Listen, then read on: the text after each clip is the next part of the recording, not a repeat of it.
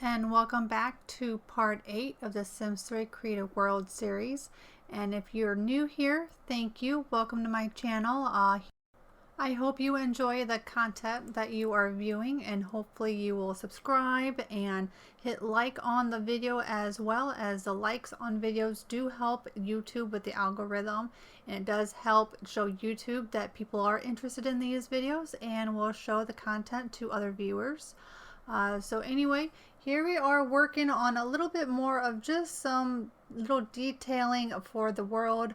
As I have mentioned before in previous videos, one of my pet peeves when it comes to The Sims 3 and the worlds is the lack of lighting that is in the town or the world in general at night, and then your Sims are pretty much in the dark. So in this world, along with any future worlds, if I decide to do this again, which I might because I am having a lot of fun with this, it is definitely a different experience. It's very rewarding so far. I am enjoying the entire process of this, but I do plan on having outdoor lights in some way or another in my world to help light it up, just so our Simmies are not in the dark. I do really hate that. So the lighting that you're going to see that's going to get used throughout this world is going to be anything that can be done by candlelight. So that is kind of what I'm doing. I'm just merging these street lights into the fixture here to make it look like they're attached. And of course they are lit by candle. I don't keep all of these. I end up taking the ones off the top because unfortunately with the lighting of Sims 3 it really doesn't do anything. The light just doesn't travel, from one floor to the next or anything like that. So I do end up taking pretty much any of those out. I am thinking about possibly putting them back in just for looks, even though they're not going to light anything up. There's not going to be any extra light anywhere. But to me, it just looks better. So like same with these ones here. They're not lighting anything up on the bridge, which is kind of unfortunate. It would be nice, for the bridge to light up a little bit more than what it does, but at least it's there just to look nice. So I might put more in, even though they're not doing anything for the lighting. At least it still looks like they're supposed to be there. Maybe just whoever takes care of the town's candles just didn't get to those ones, I guess, and lit them up. So you do see that I do take them out, but I think, like I said, I think I'm going to add some in. Just like I'm going to be putting some in throughout the town here and there. Whether or not those stay, I haven't decided. Those will probably get moved as I'm creating lots. So it's possible that even after I'm done and I'm making the town lots and I'm doing this and that, I might still go back into the original world and make some adjustments on if I think they need to be adjusted. So for right now, I'm just kind of sticking them there. There's no guarantees. They probably won't stay. I don't know. We'll just have to wait and see what the world looks like once everything is up, because the lighting does not travel from one lot to the next. So I would like to be able to put these lights in to help fill in those voids or those areas, to have the light, that just to try to get it to flow a little bit nicer is kind of my idea. So we'll just kind of have to wait and see, play it by ear, and just kind of go from there. So here we are just working on one of the other bridges that's in the world. I haven't done anything with this one yet. I don't know if I'm going to add anything more to it other than these rocks, or if I'm going to leave it go. Kind of like the main entrance to the town, I ended up adding those retaining walls to that bridge. I don't know if I'm going to do that to this one or not, because putting those retaining walls in does kind of take away from the water going underneath the bridge. As of right now, I am just going to leave it go as it is. I do like the bridge the way it is, so I don't know yet if I'm going to do anything more to it. And I believe I do end up adding lights to this as well. I did do this section of the Creative World build a couple weeks ago, and I'm just now doing the recording, which is the Tuesday prior to the upload, so I don't fully remember everything that I did. I think I added lights here to help light it up, but I'm not really too sure. But I do go through around and adding a lot more of the scenery items and stuff here and there, just to try and make the world look a lot nicer. I am having a lot of fun doing that, trying to come up with different ideas and different things that I can do to just kind of bring bring this world out, making it look nice and everything. So here I am doing an area, bringing up the dirt a little bit on the river floor. I don't know, it just, something about the rock being there, it made it look like it was floating. It's like all of a sudden the view of the ground just kind of disappears and the rock just looks like it was floating. So I thought, well, maybe if I raise the ground underneath it just a little bit and then color texture it to go with the rock, then maybe it'll kind of make it look like it's not just floating in the water. I'm not really too sure. I do think it looks better. So one of the things I'm also doing here is just trying to make it look like the water is going downstream or upstream, or, you know, I'm not really too sure exactly which way it's going in this world, to be honest. I thought I'd make it look more natural, I guess you could say.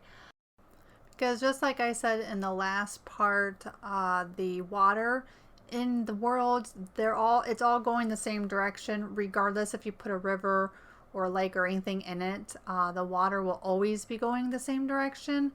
So to try to make it look a little bit more natural and realistic with the water hitting the rocks like I have it showing, I thought I probably should put some water, like rapids, in it to, you know, help with that illusion or that look. Plus it does kind of hide the weird water. You still can kind of see that the water is trying to go the other direction, but I just thought this would be a nice touch, and I don't know, maybe it looks bad. I don't know. It looks good to me, but maybe it doesn't look as good as I think. You know, I am a little partial to my own world since I'm designing it. I could be a little biased, I guess, since it's my world, and maybe what I think looks good, maybe it doesn't. So, but anyway, as of right now, they're staying, I guess, until I, you know, do something else with them or change it. But for now, that's what it's going to look like. So in here is going to be another one of those like areas of the world that really don't have a purpose other than to make it look nice.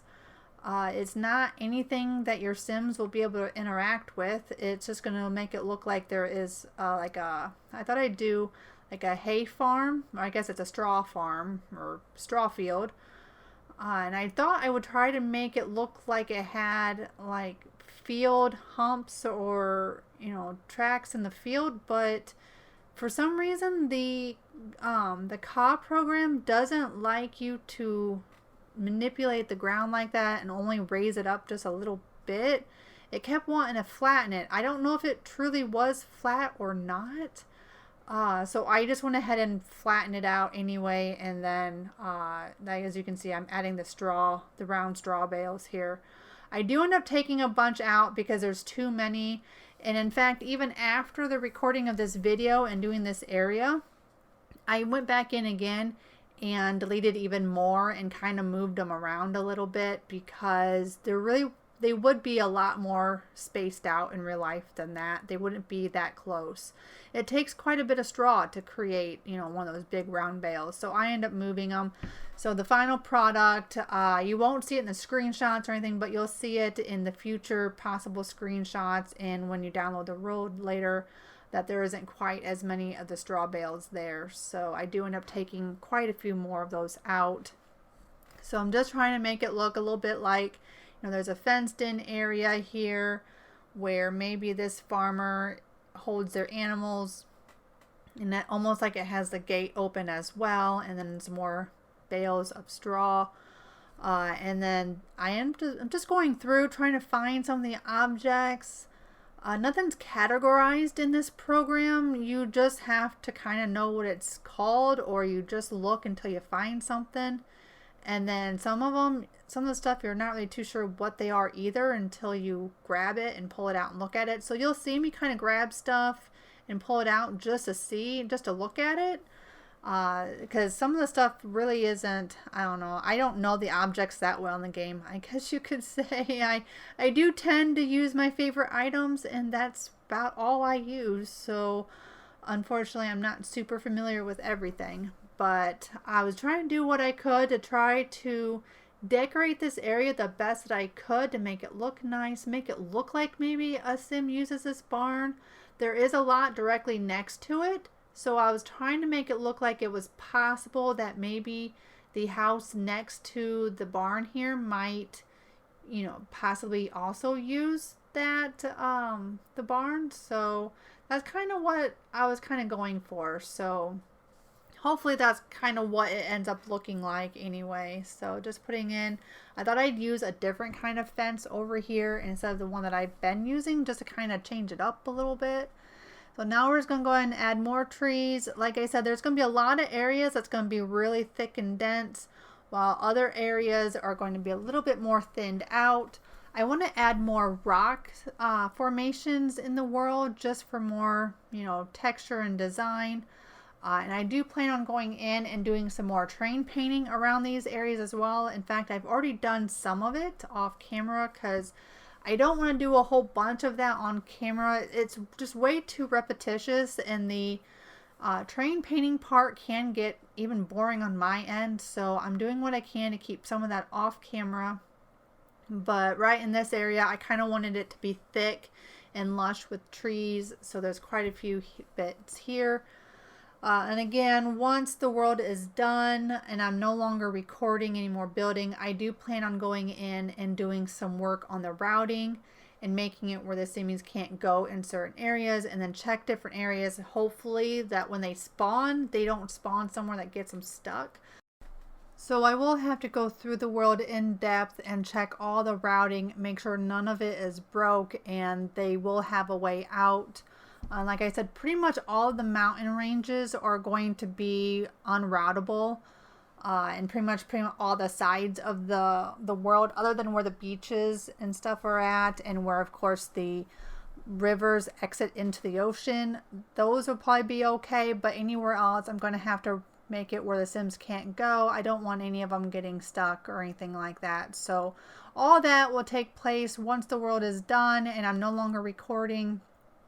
That'll probably take me a while to go through it all, and then hopefully I'll be able to put the world up for either testing, or it'll probably go through testing first. I'll probably have it out as, I guess you could say, a beta version, because I do plan on making more changes if necessary. So until it is 100% done and complete before I will officially say the world is finished.